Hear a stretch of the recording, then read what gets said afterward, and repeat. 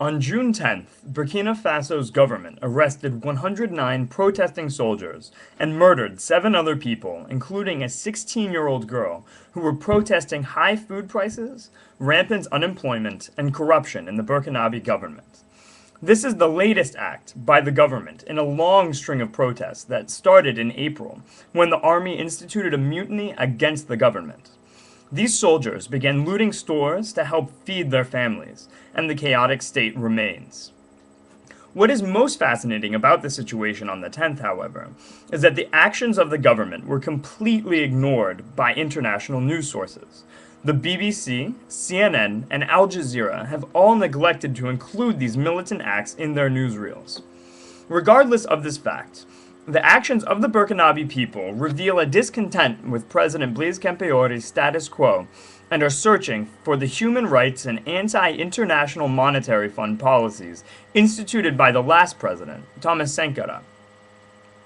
In 1983, internationally renowned Burkinabe socialist revolutionary Thomas Sankara, with the help of friend Blaise Compaore, attained power in a coup. Sankara was a charismatic leader who received military training in Burkina Faso and Madagascar and was incredibly well-versed in literature and philosophy. Realizing that globalizing policies implemented by the International Monetary Fund and the World Bank would only force Burkina Faso deeper into debt, Sankara refused to liberalize his country's economy, instead deciding to use his country's budget to reduce debt, to quell growing desertification, to create universal public education and health systems, to redistribute farmland from feudal landlords to peasants, and to empower women. Moreover, he reduced the salaries of all public officials, including his own, in order to garner a sense of solidarity between the people and their representatives. Understanding that opening up his country's economy to the global market would only force Burkina Faso deeper into poverty, he passionately encouraged regional trading, which would help all West African countries to develop wealth, and he refused to pay his country's debt to the World Bank and the IMF. During the 4 years of Sankara's presidency, Burkina Faso achieved its historical apogee of economic prosperity. However, in 1987, current President Blaise Compaore, stating that Sankara was hurting international impressions of Burkina Faso, led a coup d'etat, which included Sankara's murder. Moreover, much to the chagrin of international communities, an investigation about Sankara's murder never occurred, and in 1988, the Burkinabe government released a death certificate stating that Sankara died of natural causes. In a 2010 documentary called African Shadows, Italian journalist Silvestro Montanaro researches the context surrounding Sankara's assassination and finds that American-educated, former Liberian warlord and president Charles Taylor effectuated the coup. In an interview with American military-trained former warlord, current senator, and longtime Charles Taylor ally Prince Johnson asserts that Taylor, who has been intimately linked with former U.S. Attorney General Ramsey Clark, former CIA agent D'Onofrio Ruggiero, and televangelist Pat Robertson, provided troops to Compaore in 1987. Taylor is currently on trial at The Hague for crimes against humanity, but Compaore remains at large.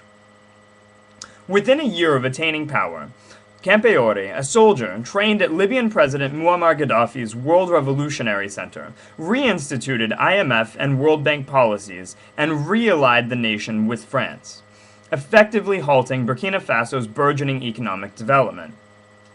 Since 1987, Compaore has maintained power because of allegedly corrupt elections in 1991, 1998, 2005, and 2010.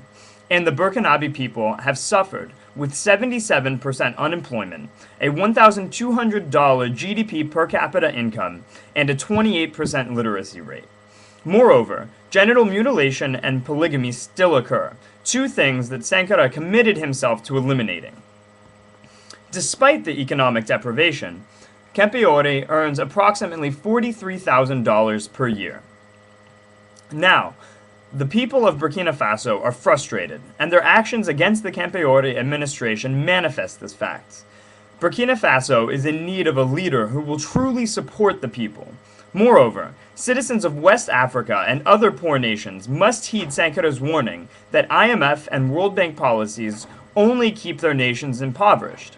For there is no way that these nations, with few natural resources and rampant poverty, can compete on a global scale.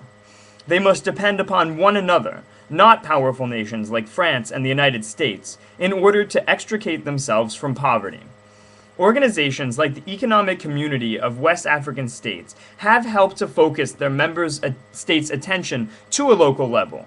But as long as organizations like the IMF hold aid over their heads with their structural adjustment programs, serious change can never occur because they will never be able to liberate themselves from debt.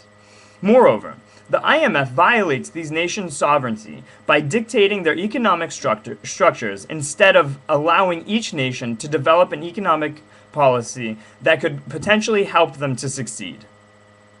As evidenced by Sankara's Burkina Faso, effectively utilizing the public sector can help poorer countries to thrive. However, the IMF forces privatization of everything as a means of encouraging investment. But what of these nations that have little for foreign investors? Money is wasted on privatization when it could be channeled into essential public sectors like education and healthcare. Hopefully, the military efforts in Burkina Faso will soon reinstitute Sankara's vision and, in time, bring Burkina Faso and Africa much needed change.